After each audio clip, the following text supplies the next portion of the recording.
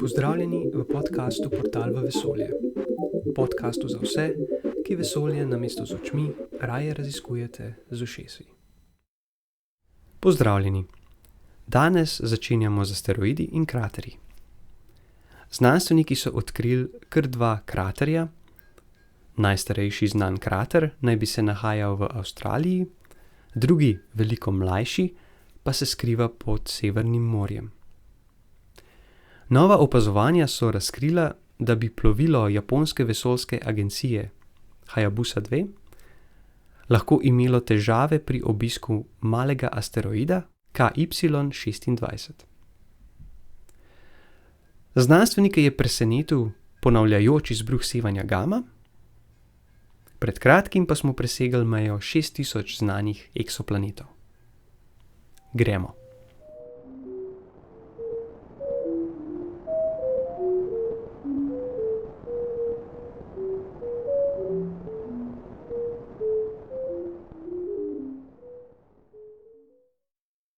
Ni skrivnost, da so v daljni preteklosti asteroidi padali na lune in planete kot zastavo. Za dokaz ni treba iti daleč. Ozrite se na našo luno in na njej boste našli kraterjev, kar jih želite. Velikih, majhnih, še manjših, kraterjev, ki so v kraterjih in tako dalje. Te kraterje lahko preštejemo, ne sliši se kot neka huda znanost, ampak znanstveniki so v zgodovini štetju kraterjev posvetili veliko pozornosti. Kraterji nam namreč nekaj povejo o zgodovini Lune. Naprimer, začnemo z največjimi kraterji, kot je Mare Imbrium. To bo naša referenčna točka. Vsak manjši krater, ki leži znotraj večjega kraterja, je nastal kasneje. Prav tako je vsaka sled strjene lave na kraterju nastala kasneje kot krater sam. Na tak način torej raziskujemo zgodovino površja Lune. Drug način je, da enostavno preštejemo, koliko kraterjev določene velikosti je na Luni. Statistično gledano so območja na Luni, kjer je kraterjev več, starejša. V praksi je stvar seveda komplicirana in potrebno je upoštevati cel kup stvari, če želimo zares kaj povedati o Luni, ampak osnovne ideje so pač takšne, kot sem jih ravnokar predstavil. Mika nas, da bi podobno naredili tudi Zemljo, ampak tu se pojavi težava. Na Zemlji je zelo težko najti krater. Do sedaj smo našli vsega okrog 200 kraterjev, kar je praktično nič v primerjavi s tem, koliko kraterjev je na Luni. Zemlja ima pač to smolo, v narekovajih, da ima atmosfero in biosfero, torej rastline in živali in mikrobe. Ima tudi tektonske plošče, katerih premikanje podžiga vulkanizem in s tem preoblikovanje površja. Vse to sčasoma zabriše sledi kraterjev iz preteklosti. Na Luni atmosfere in življenja ni. V daljni preteklosti je bila vulkansko aktivna, recimo temne zaplate na Luni, ki jih lahko vidite s prostimi očmi, so pravzaprav velika območja strnjene lave, ki je na površje privrela okrog 3 milijarde let nazaj. Zadnjo milijardo let se na Luninem površju ne dogaja kaj dosti. Ampak vrnimo se nazaj k kraterjem na Zemlji. Do pred kratkim je bil najstarejši znani krater Jarabua na zahodnem delu Avstralije. Šlo naj bi za ostanek trka pred okrog 2,2 milijardi let. Avstralija je kraj na Zemlji z izredno starimi kamninami in pričakovali bi, da bi se tam lahko nahajalo še kaj starejšega. In res, sedaj smo dobili novico, da je skupina znanstvenikov v Avstraliji našla sledove 3,5 milijarde let starega kraterja. Moram se popraviti, niso našli dejanskega kraterja. Ta se je v tistih časov že povsem preoblikoval. So pa našli poseben tip stožčasto oblikovanih kamnin, ki nastanejo pri trku asteroida. Te kamnine so bile prekrite z lavo, ki jo je bilo mogoče datirati, torej izmeriti čas njenega nastanka, in ta čas je 3,5 milijarde let. Trk asteroida se je torej moral zgoditi pred 3,5 milijardami let nazaj, ali pa mogoče še kaj več. Torej, starih kraterjev ne moremo oziroma izredno težko vidimo, sledi trkov so pa vseeno še zapisane v kamninah okrog nas. Če vas pa vseeno kraterji bolj zanimajo, torej sama oblika kraterjev, potem se pa ozrite na Luno.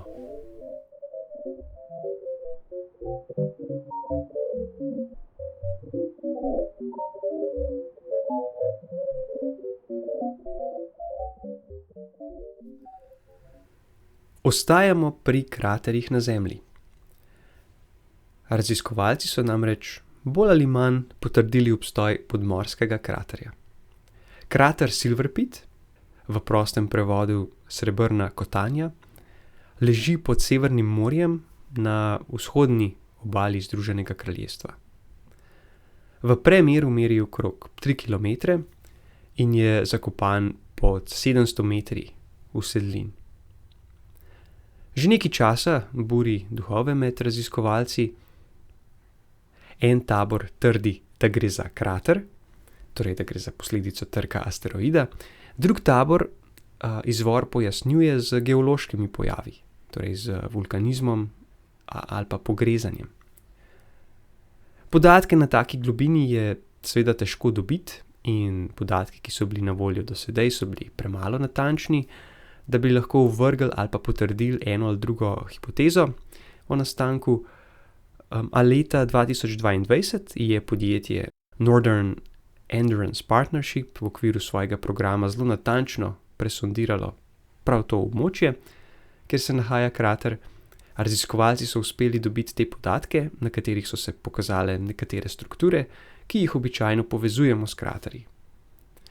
Še več, v okolici kraterja so našli več lukenj, ki bi lahko nastale pri padcu materiala, ki je nastal pri prvem trku.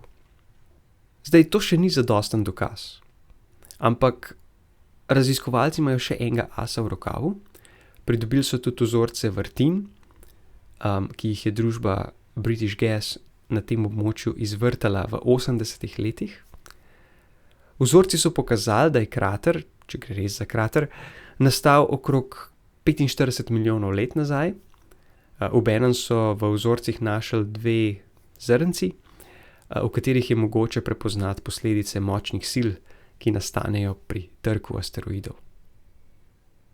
Vse omenjeno, torej strukture v kraterju, čas nastanka, 2 zrnci s posebno strukturo, so avtorje raziskave prepričali, da jim je uspelo dokazati, da gre res za krater. Zdaj nekateri drugi znanstveniki so bolj previdni, kot je tudi prav, v oči bodeta 2 omenjeni zrni, ali ne bi pričakovali več zrn, mogoče sta ti 2 zrni tam naključno, da sta nastali nekje drugje, pri drugem trku in sta potem bile naplavljeni sem. V glavnem zaenkrat krater Silver Pit še ne moremo zagotovo opisati kot krater, ampak novi dokazi vseeno govorijo temu v prid.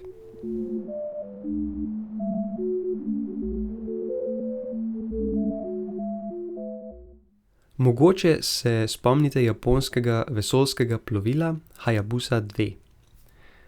Plovilo so izstrelili leta 2014, 4 leta kasneje je prispelo do asteroida Ryugu in pri njem ostalo 1,5 leta. V tem času ga je dodobro preštudiralo in vrhunec je bil dotik plovila s površjem asteroida, pri čemer je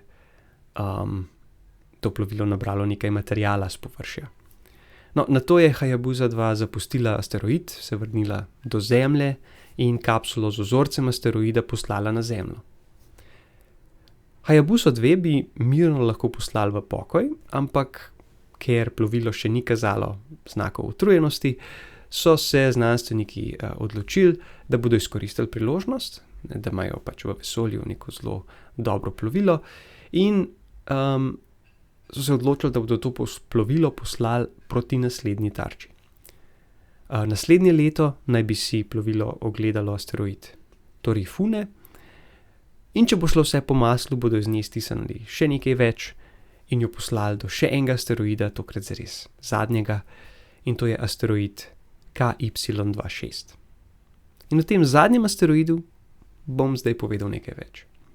Asteroid KY26 so odkrili leta 1998, ko je letel zelo blizu Zemlje, le na 2-kratni razdalji med Zemljo in Luno. Opazovanja z radarjem in teleskopi v vidni svetlobi so pokazala, da gre verjetno za asteroid velikosti 30 metrov, torej za zelo majhen asteroid. Pozornost je pritegnil s tem, da se zelo hitro vrti okrog svoje osi, zavrti se v dobrih 10 minutah. Žal, tako majhen asteroid odbija zelo malo sončeve svetlobe in kmalu je postal neviden za naše teleskope. Znanstveniki misije Hayabusa 2 so uporabljali podatke, ki so bili na voljo, in se odločili, da bo ta asteroid dobra tarča za plovilo. Tako majhnega asteroida namreč še nismo uspeli pogledati od blizu. Obenem so majhni asteroidi najbolj pogosti v Osončju. Manjši kot je asteroid, več takih asteroidov je v Osončju. No, zgodba se je zdaj nekoliko zapletla. Nova študija je pokazala, da so lastnosti tega asteroida nekoliko drugačne, kot so mislili do zdaj. Leta 2024 se je asteroid zopet približal Zemlji, tokrat je prišel na 12-kratno razdaljo med Zemljo in Luno, in takrat so ga opazovali z najbolj zmogljivimi teleskopi na Zemlji. Analiza zbranih podatkov je sedaj pokazala, da se asteroid vrti 2-krat hitreje, torej da se enkrat zavrti okrog svoje osi v vsega 5 minutah, in da je tudi manjši od prejšnje ocene, velik naj bi bil le 11 metrov. Zdaj, kaj to pomeni za misijo? Ker je asteroid manjši in ker se tako hitro vrti, se bo veliko težje dotakniti njegovega površja. Ampak znanstveniki imajo za pripravo načrta več kot 6 let, verjetno bodo še vedno poskušali izpeljati originalni načrt. Priložnost podrobnega raziskovanja tako majhnega asteroida se ne pojavi vsak dan. V najslabšem primeru bo Hayabusa 2 asteroid zgolj obletela, ampak tudi v tem primeru bo pridobila dragocene podatke. Nič torej ni izgubljeno, je pa super, da že sedaj vemo, kako izgleda asteroid in da se lahko inženirji v miru pripravijo na podvig.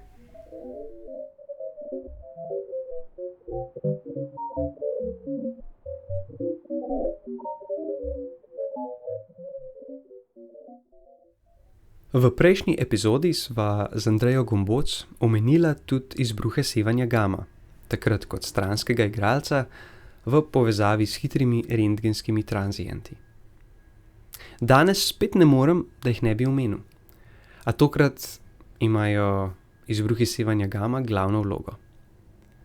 Presenetila nas je novica, da so astronomi detektirali izbruh, ki je izbruhnil večkrat v enem dnevu. Morda se vam to ne zdi nič posebenega, ampak za tiste, ki smo v življenju kar nekaj časa preživeli s temi vesoljskimi eksplozijami, je to zelo zanimivo odkritje. Poglejmo, zakaj. Raziskovanje izbruhov sevanja gama ima že kar lepo zgodovino. Vse se je začelo v 60. letih prejšnjega stoletja. Amerika in Sovjetska zvezda sta tekmovali, katera bo zgradila in testirala najbolj mogočno atomsko bombo.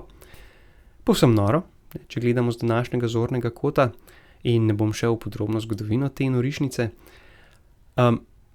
Naj le omenim, da so se na neki točki poskusi preselili v vesolje, zakaj pa ne, in izkazalo se je, da to ni najbolj pametno. Vzemimo jedrski test Starfish Prime. Bomba je eksplodirala 400 km nad Zemljo, to je približna višina, kjer se danes okrog Zemlje giblje mednarodna vesoljska postaja. Ob eksploziji je nastal puls elektromagnetnega polja, ki je na 1000 km oddaljenih Havajih poškodoval električno omrežje. Obenem je pri eksploziji nastalo veliko nabitih delcev, ki so se naselili okrog Zemlje, in v naslednjih mesecih onesposobili tretjino satelitov okrog Zemlje. Takrat teh ni bilo veliko, ampak jasno je bilo, da jedrske eksplozije nad Zemljo ne koristijo nikomur in zato so jih s sporazumom prepovedali. Američani seveda Rusom niso zaupali, zato so v vesolje poslali satelite, ki so iskali sledove morebitnih eksplozij. Iskali so kratke sunke sevanja gama. In so jih zares našli. Na srečo so pa hitro ugotovili, da so lastnosti teh sunkov drugačne od tistih, ki bi jih pričakovali ob eksploziji atomske bombe. Niso pa vedeli, kaj so dejansko našli. Šele v 90-ih je postalo jasno, da so izbruhi sevanja gama, kakor so te skrivnostne sunke poimenovali, dogodki, ki prihajajo od zelo, zelo daleč. Od drugih galaksij. V grobem izbruhi sevanja gama nastanejo na dva načina. En način je, da eksplodira zvezda, ki ima zelo veliko maso in se pred eksplozijo zelo hitro vrti. Drug način je, da se dve nevtronski zvezdi zaletita in zlijeta v novo nevtronsko zvezdo ali pa črno luknjo. Lastnosti izbruhov, ki trajajo od nekaj milisekund do nekaj 100 sekund, se nekoliko razlikujejo glede na izvor, ampak v splošnem ne toliko, da bi bilo to zelo pomemben za nas tukaj. Kar je pomemben je, da se ti dogodki ne ponovijo. Gre za uničevalno, katastrofalno eksplozijo. Tisto, kar je eksplodiralo, ne obstaja več. Vprašanje je torej, kako je možen, da so zdaj znanstveniki našli izbruh, ki se je v enem dnevu večkrat ponovil. Ne vemo. Zaenkrat še ni scenarija, s katerim bi lahko pojasnili ponavljanje izbruhov. Znanstveniki so potrdili, da eksplozija prihaja od druge galaksije, torej ne iz naše, kar je dober znak, saj je zelo malo verjetno, da bi se izbruh pojavil v naši galaksiji. In to galaksijo sedaj podrobno opazujejo z različnimi instrumenti. Prva in najpomembnejša stvar, ki znanstvenike zanima, je razdalja do galaksije. Ko bodo poznali razdaljo, bodo lahko izračunali, koliko energije se je sprostilo ob eksploziji, kar bo pomagalo pri razumevanju scenarija, ki bi lahko vodil do ponavljajočih izbruhov. Vsekakor zelo zanimivo, in še enkrat več smo dobili potrdilo, da je vesolje tako ogromno, da bomo težko prišli do dna vsem načinom, na katere lahko umre zvezda.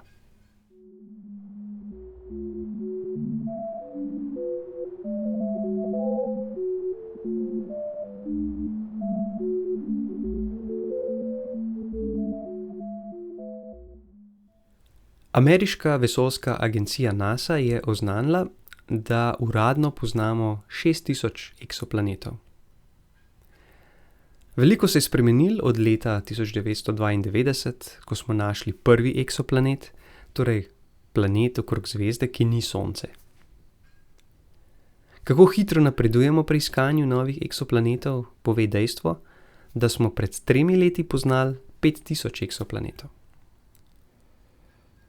Stvari seveda niso preproste. Nov eksoplanet ni odkrit kar tako. Eksoplanete se najde prek različnih tehnik. Naprimer, lahko opazujemo, kako se svetloba zvezde spreminja s časom, če ima zvezda eksoplanet, ki se med opazovanjem giblje med nami in zvezdo, eksoplanet za nekaj časa zvezdo deloma zakrije. Opazimo, da zvezda v tem času prehoda eksoplaneta nekoliko, ampak res čist malo, potemni. Ali pa opazujemo, kako se zvezda giblje. Če ima zvezda eksoplanet, potem to ne izgleda tako, da se planet giblje okrog mirujoče, torej v narekovajih mirujoče zvezde, ampak zvezda in planet se gibljeta okrog skupne točke, zvezda nekoliko koleba. In masivnejši kot je planet, večje je kolebanje položaja zvezde in lažje ga je opaziti. Obstajajo tudi drugi načini odkrivanja eksoplanetov, ampak dovolj o tem. Kar hočem povedati je, da mora biti dokaz o tem, da je neka meritev zares zaznala eksoplanet, zelo močan. Običajno za to odkritje še ni odkritje. Pravimo, da je novo odkriti eksoplanet le kandidat. Trenutno imamo okrog 8000 kandidatov eksoplanetov. Šele ko za posamezen eksoplanet zberemo dovolj dokazov, da smo zares prepričani, da gre za eksoplanet in ovržemo druge možnosti, šele takrat lahko rečemo, odkrili smo eksoplanet. Med 6000 potrjenimi eksoplaneti je dobrih 2000 podobnih Neptunu, slabih 2000 je podobnih Jupitru, še nekaj manj je tako imenovanih superzemelj. To so planeti, ki imajo nekajkrat večjo maso kot Zemlja. O eksoplanetih sem bolj podrobno govoril v 13. epizodi podcasta, zato vas vabim, da si jo poslušate, če si jo še niste. Med vsemi temi eksoplaneti pa zaenkrat še ni nobenega, ki bi bil zelo podoben Zemlji. Zaenkrat tudi nimamo možnosti, da bi na Zemlji podobnemu eksoplanetu zaznali prisotnost življenja. A kdo ve, mogoče se kaj podobnega, kot je Zemlja s svojo biosfero, skriva med milijardami eksoplanetov v naši galaksiji. In mogoče bomo v prihodnosti s še veliko boljšimi instrumenti in boljšim razumevanjem, kako naj bi življenje na drugih eksoplanetih izgledalo, mogoče bomo tak planet nekoč tudi odkrili.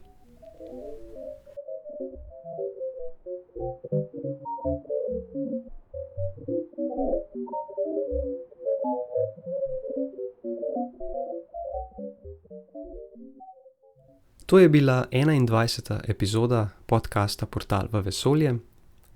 Hvala, ker ste z mano ostali do konca.